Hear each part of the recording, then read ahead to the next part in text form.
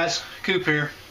Got a quick little video for you. It's a little paracording tool video. Some of the things that I use when making some of my paracord products. And you know, there's a lot of different tools out there, a lot of different techniques. You know, people have a lot of different ways to do it. So don't take my ideas as gospel. I mean, this stuff, it's whatever's comfortable, convenient, and cost effective for you. And I'm gonna be honest with you. You know, I fought a lot of people on a lot of different ideas for a long time because I was set in my ways. And I'm not telling anybody to change what they're doing. You know, a lot of it's got to do with economics, but some of it's just got to do with plain old pig-headedness on my part sometimes. But these are some of the tools that I use when I'm making my products. As you guys can see, I've got cutting tools down here. I've got pliers, fids, lighters, you name it, it's on this table. And I've used it all at one time or another. We're going to start off with cutting tools. You got to have a good pair of scissors or a good knife. I mean, that's just a given. You've got to have something really sharp, you know. I mean, it makes things a whole lot easier. The sharper, the better. And we'll move on to lacing tools. Okay, for a long time, all I would ever use were my needle nose pliers. Okay, and my buddies were all using fids and forceps and all that good stuff, and I stuck headstrong to my needle nose pliers. I wasn't going to try anything else. There was nothing else that was going to be any better, and they work just fine. But I'm going to tell you right now, in my opinion, when I used my first paracord fid, I was blown away at how much easier it is to use a paracord fid. But like I said, there's nothing wrong with needle nose pliers. I mean, you can get these at Harbor Freight. I think they're like $1 a pair. And they're real small needle nose, and they work really great. Now, I don't have a pair of forceps. I never really did like the lockup mechanism on them, but there are a lot of people that use them, and there's nothing wrong with them. They work just fantastic. Now, moving on to paracord fids. Paracord fids are awesome. You've got a hole in the bottom. You just screw your paracord right into that, and away you go. I mean, it's so simple and easy. There's nothing hard about it. It's makes life a lot easier. And one end will be pointed. I like them about 4 inches long.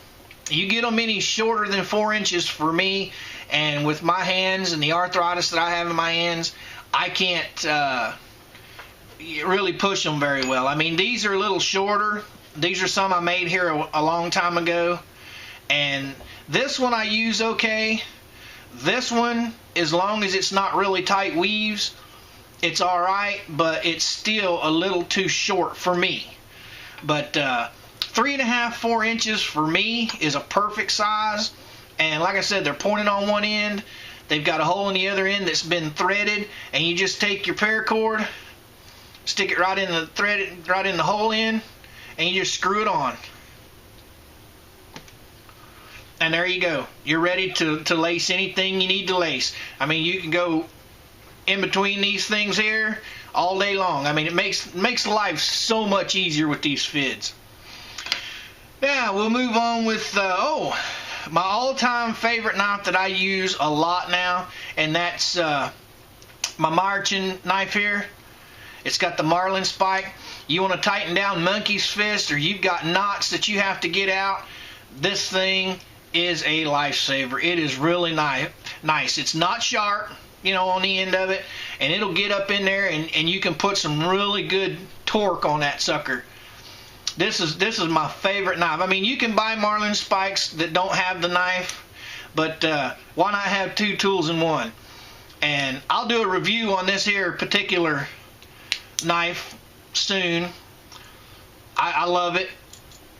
Now we'll move on to another fid. I haven't used this one too much, but I've got a couple buddies out there that love the curved fids, they use these, and then there's another one that's curved about like a softball, and they use them to make make their paracord pouches and stuff. They really like them for that. Most of the stuff I make, I just use a regular straight fid, but these curved ones are really awesome. And if anybody's interested in fids, let me know. I've got a buddy of mine that makes them on YouTube. He'd be more than happy to hook you up. He sells them for a really good price. And the thing I like about his fids is he's not out there knocking the average Joe for trying to sell his product. He puts the product out there. You either like it or you don't. He's not out there trying to bash the other guy to get a sale. Anyway, now we'll get on to burning, singeing. There's two types of ways you can do it. I mean, you can use a candle. A lot of people use a candle. A lot of people use a match. Lighter is a given. When it comes to a lighter, I've had a lot of people ask me how to singe my ends without getting that black mark. Well, that all depends on the paracord you're using. If you're using Atwood paracord, which you know is American made, it's gonna singe and burn really nice. If you're using the cheaper Chinese made stuff, 9 times out of 10 you're gonna get a big black ugly ball every time. But to help prevent that big black ugly ball, when you got your lighter and you go to singe in the blue part of the flame. Singe back here. Don't singe in the yellow or orange. Singe back here, and that way it won't turn black on you. It'll stay nice and white. Now these I like these. I use these more than I do the regular lighters. They're the butane, the torch lighters. It's an awesome lighter, but it's going to take you a lot of practice to get used to this thing. I mean, when you touch this thing to that paracord, it burns it, and it burns it quick. I mean, it don't take no time at all, and it's burning. So you got to really practice with this to get good with it. And that's it on lighters. Here's another one that I used to use. I don't like it because when you use it, it stays on. I like the one that you can turn it on, you know, when you click it, like this one. You click it and then you let off and it lets go. I used to use this one, but I don't use it that much anymore. But it's a good tool, and you can pick them up fairly cheap. But these are the tools that I use mainly for my paracording, guys. I hope that you've learned something from this, and if you haven't, you know, sorry. I hope you're at least entertained. Listen to an old redneck talk. But if you guys want to put your comments and questions down below, I'll be more than happy to answer them. I appreciate your time. I appreciate you watching my videos. It means a lot to me. And as you guys all know, Facebook page right down below. Go over and hit the like button if you like what you see. If you don't, you just wasted a couple minutes of your time. And with all that being said, my friends, old Coop's pretty much going to say, Coop out.